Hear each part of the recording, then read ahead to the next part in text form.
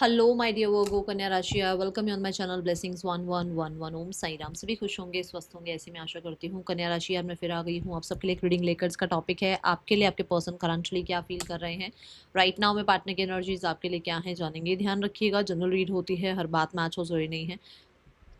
Reading रहने वाली है टाइमलेस, जब भी आपके सामने आएगी तब आपसे रेजोनेट हो सकती है। रीडिंग का जो पैटर्न रहेगा वो रहेगा कैल्टिक क्रॉस। और देख लेते हैं पर्सन की आपके लिए एनर्जीज क्या हैं। सो यहाँ पर रीडिंग के साथ कनेक्ट होना होगा। रीडिंग के साथ कनेक्ट होने के लिए आप रीडिंग पर 555 लिख सकते हैं, या फिर जिस भी शक्ति को मानते हैं आप, जिन पर भी आप भरोसा करते हैं, उन्हें ग्रैटिट्यूड जरूर शो करें। ठीक है,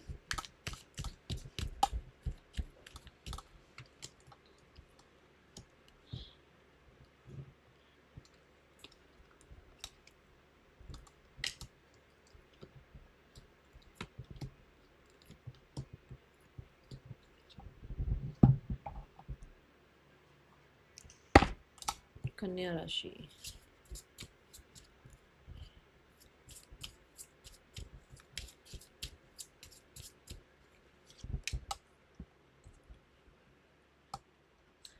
ओके सो कन्या राशि आपके पर्सन किस एनर्जी में है, सबसे पहले ये देखेंगे, उसके बाद जानेंगे आपके पर्सन की एनर्जीज क्या हैं आपके लिए। ठीक है, तो आपके पर्सन जिस एनर्जी में है द स्टार एनर्जी है। स्टार एनर्जी कहती है कि आपके पर्सन राइट नाउ में ना अपनी लाइफ में क्लैरिटी सीख कर रहे हैं।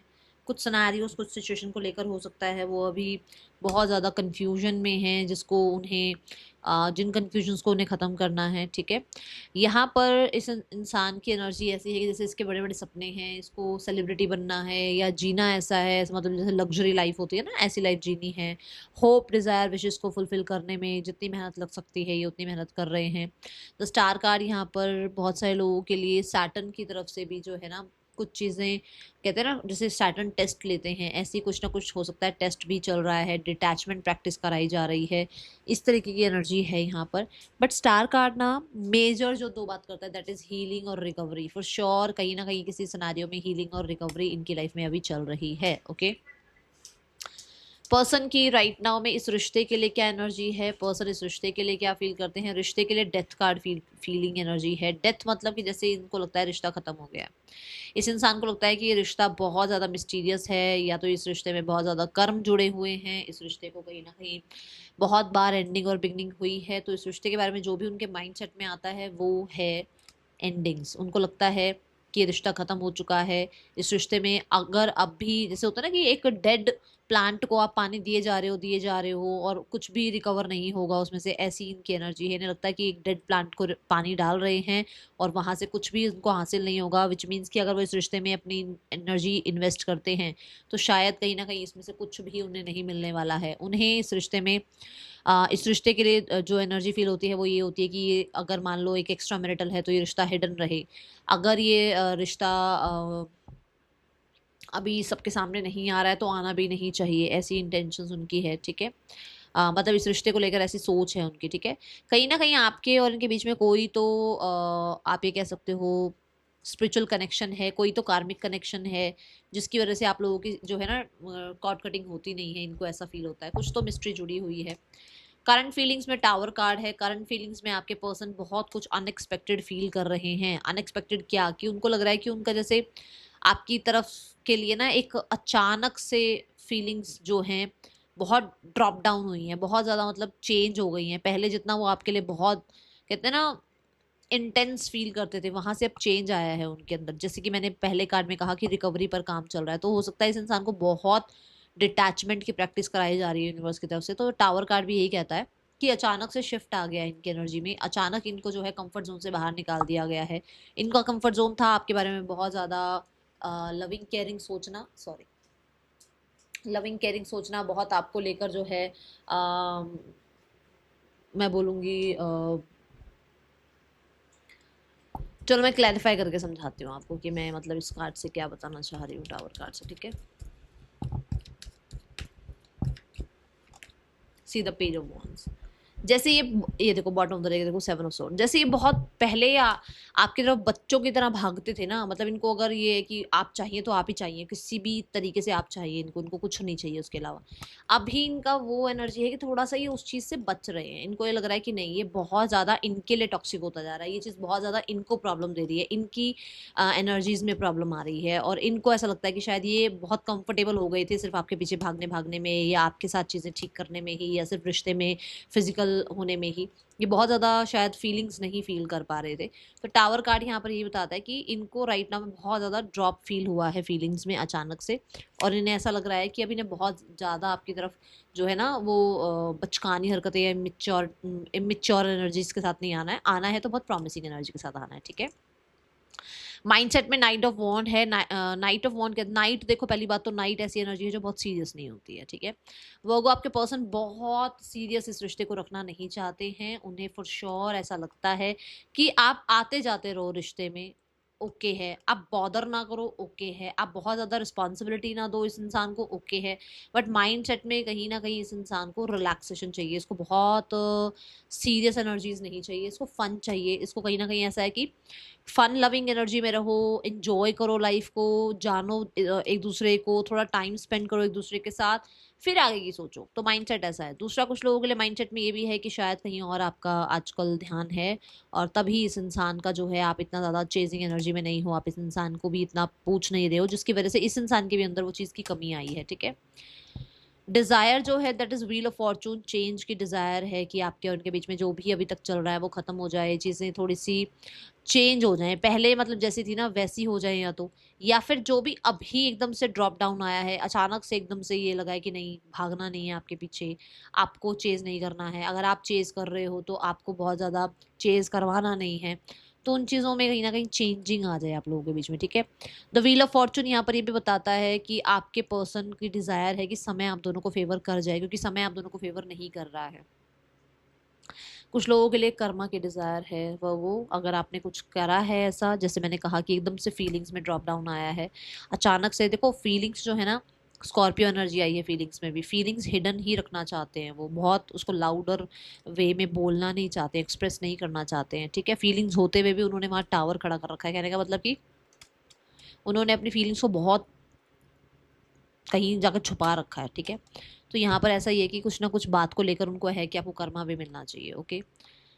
ओके, तो इंटेंशंस यहाँ सेवन ऑफ कप्स की है। इंटेंशंस कहीं ना कहीं मुझे ऐसा लगता है बहुत ज़्यादा यहाँ पर कंफ्यूजन वाली है कि इनको सब कुछ चाहिए आपसे, सब कुछ, हर तरीके का फेवर इन्हें आपसे चाहिए, बट क्योंकि ये सेवन कप्स हैं, सेवन कप्स क्या है ना कि कुछ भी ऐसा नहीं है कि बहुत सॉलिड, इंटेंशंस बहुत सॉलिड नहीं है आपके लिए, इंटेंशंस ये है कि जो मिल जाए वो ठीक, ठीक है। वर्गो यहाँ पर सेवन ऑफ कप्स के साथ मुझे ऐसा लगता है कि आपके पर्सन की ना कुछ फैंटेसीज हैं आपके लिए, जो इनको लगता है इनकी विश फुलफिलमेंट है, और वो विश फुलफिलमेंट पूरी करना चाहते हैं आपके साथ। बहुत सारे लोगों को ऐसा भी हो सकता है कि इनकी फैंटेसी है आपको अपने साथ, आपके साथ रहना, आपके साथ फिजिकल इंटीमेसी होना, या आपके साथ घूमना फिरना, हर तरीके की एनर्जीज हो सकती हैं, बट यहाँ बहुत सारी इनका खुद का एक लाला लैंड है आपके साथ, ठीक है। यहाँ पर ब्लॉकेज है फाइव ऑफ सॉर्ड्स, ब्लॉकेज जो है दैट इज की पास्ट को लेट गो नहीं कर पा रहे हैं, ना आप ना आपके पार्टनर, ग्रजेस लेकर बैठे हुए हैं आपके पर्सन, ये ब्लॉकेज है आप दोनों के बीच में। फाइव ऑफ सॉर्ड्स ये है कि ईगो बीच में आ रही है, फाइव ऑफ सॉर्ड्स ये बताता है कि बहुत सारी चीज़ें ऐसी है जो बहुत सारे आसपास के लोग हैं जो इनके दिमाग में भरते हैं, और उनकी वजह से आप दोनों के बीच में ब्लॉकेजेस आ रही हैं। फाइव ऑफ सॉर्ड्स ये भी बताता है कि ये इंसान कहीं ना कहीं पास्ट को लेट गो नहीं कर पा रहे हैं, पास्ट की बहुत सारी बातें इनके दिमाग में 24/7 घूमती हैं। मैसेज में मैसेज का ही कार्ड आया है, फॉर श्योर ये आपको मैसेज करना चाहते हैं, ये बहुत होपफुल हैं, आपकी तरफ से एक मैसेज चाह रहे हैं, होपफुल मैसेज चाह रहे हैं, आपकी तरफ से एक इमोशनल कनेक्टिविटी चाह रहे हैं कन्या राशि। ये खुद से मैसेज नहीं करना चाह रहे, ऐसा लग रहा है कि जैसे आपकी, देखो ये ड्रीमी एनर्जी में कि आप कॉन्टेक्ट करो, जैसे मैंने कहा कि इनके बहुत सारे ड्रीम्स हैं आपके लिए, बट मैसेज का वेट भी आपकी तरफ से ही है, ठीक है।